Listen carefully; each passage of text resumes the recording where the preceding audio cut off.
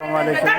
আপনারা দেখছেন আশরাফপুর নাইনের 7 দিকে গিয়ে নাইনটা দেখেন, শুধু কত পরিমাণ নাইন এখন পাবে কি পাবে না তার নেই ঠিক। মানুষের গাদা ভবন্দপুর ট্যাংরামারি মানুষের গাদা, কারণ সার পাবে কি না আমরা জানিনি। বিশেষ করে সরকারের কাছে আবেদন, মেহেরপুর সারের ঘাটতি প্রচুর, যেন সারটা একটু বেশি বেশি করে দেয়।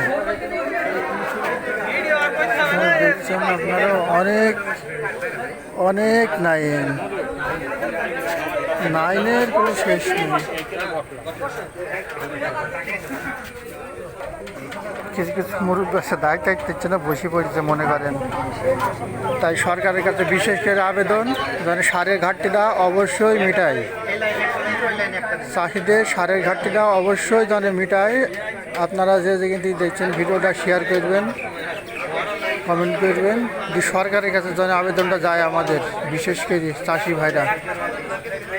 দোয়া করি আপনারা সবাই ভালো থাকেন, সুস্থ থাকেন। আসসালামু আলাইকুম।